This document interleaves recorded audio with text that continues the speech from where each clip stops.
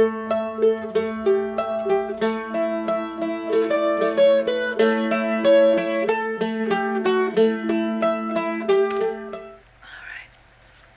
How are you today? I'm fine. I'm fine. This is my friend. See, she has long braids too. This is the color that my hair was when I was little. Okay. I found her in the trash. Somebody trashed her. Okay, now I really have to get the microphone. Okay. 1 second. It's gonna go just for a second. Whoop. Here we go. Okay. Yeah, I found this little girl in the trash.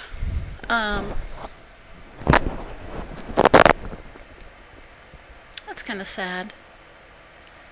But actually it's not sad because we found each other in the trash. And it was really funny. I'm calling her Annie because did I ask you if you saw Kill Bill? I did, didn't I, right? I'm calling her Annie. Now, Annie was my next door neighbor. I lived, the neighborhood where I lived. Oh, you want to sit up here? Oh, okay. You want to watch me while I do this? All right. Well, then you can sit over here by the computer. There you go. Okay. So shall we show where Annie is sitting next to the computer? Okay, here we go. Don't get seasick. Here we go. There she is. Okay. How's that? Is that okay? Okay. Motion sickness coming up. Okay.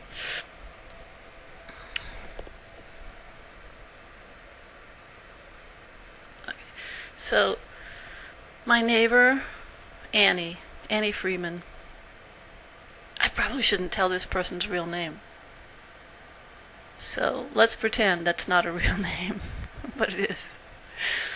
But there's going to be tons of Annie Freemans, and she probably got married 100 times. Who knows if she's even alive?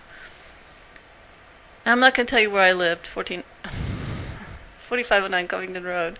Okay. Fort Wayne, Indiana, 46804.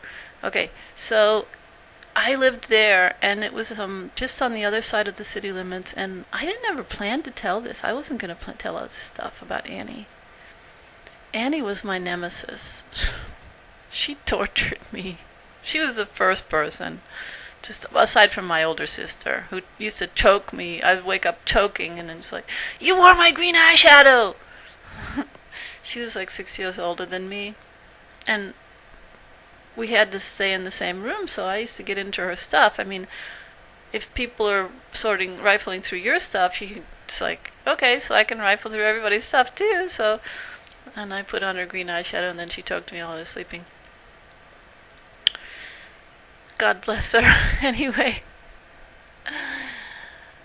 Annie was just pathological liar.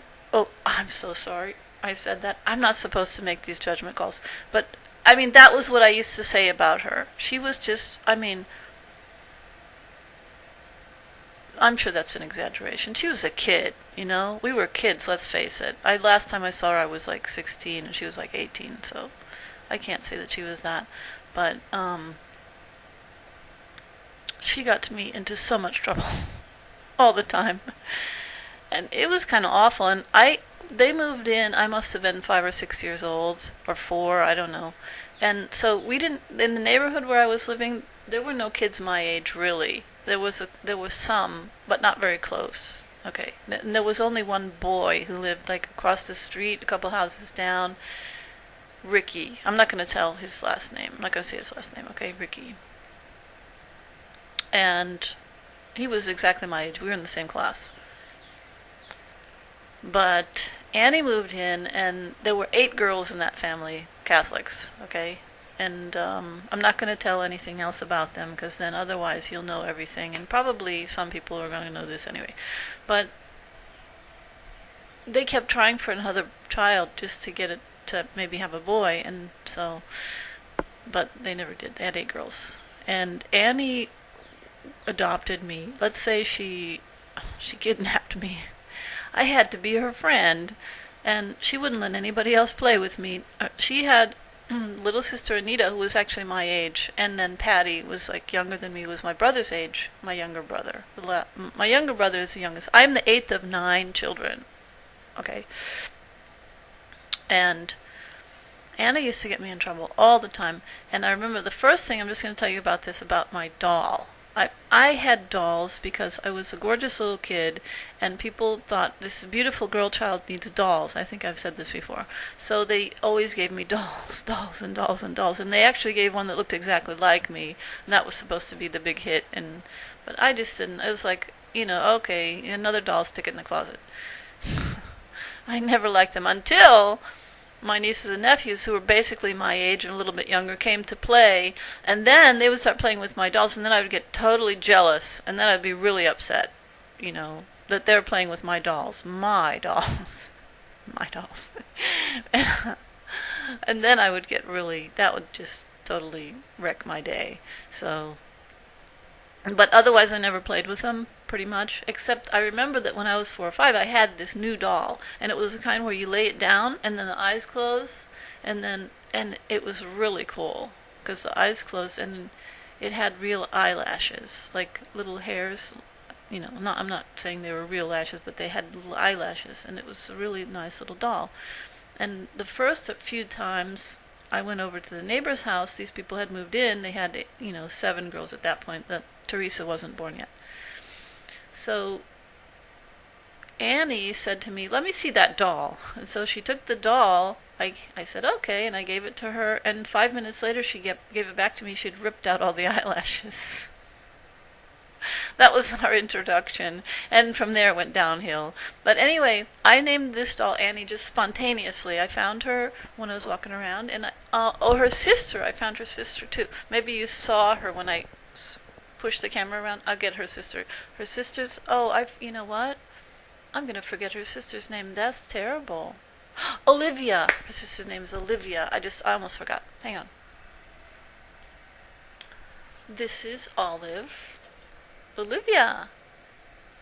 Okay. And the two of them had been trashed. Somebody threw them out. So I named her Olivia, again, kind of spontaneously, without even thinking about it. And afterwards I realized how it came about that I did that. So what's all this talk about dolls? People do stuff to you and you think it's really creepy, and basically they're helping you. Really, they are. And I remember my friend Madge, I'm going to call her Madge. I was in Germany. She was in Nebraska. Now you know who you are, sweetie. I know you know who you are if you see this at any point, and someday you will, because I'm going to be really famous, really, really famous, really soon. So she had a woman staying with her in her ashram, quote unquote, in her place of shelter, and the woman was. Madge wasn't happy about it. And this was the early days of chatting online, email and stuff. I mean, it was, early for some people. For me it was early. Maybe other people had been doing it forever, but it was back in like 2000 or something. And I was in Germany, and somehow we got in touch, and we were chatting over the net, which was quite a feat back then, considering the operating systems we had and stuff. And she was telling me about this woman who was torturing her. It was terrible to be with her and stuff. And I had stayed at Madge's place, and we'd had our issues with each other, so I knew, one thing or another. But I was in a state of consciousness at that time that I just knew this, that people really, that no matter what's going on, people are people, but the whole situation is under control, and people are helping you actually when you think that stuff is going topsy-turvy. So she was typing into the computer all these terrible troubles that she was having, and then she said something about she really wanted to have somebody there who would just help her, and I typed back. She is helping you. Spontaneously, I just said that. She is helping you, Madge. And immediately, boom, connection broken. And then I tried to pick it up again because I thought, that my computer broke the connection. Well, maybe it was my computer, but then 3-4 times to try and connect her to her, and she was just like, no way, Jose. She didn't want to talk to me. No way. That was just like...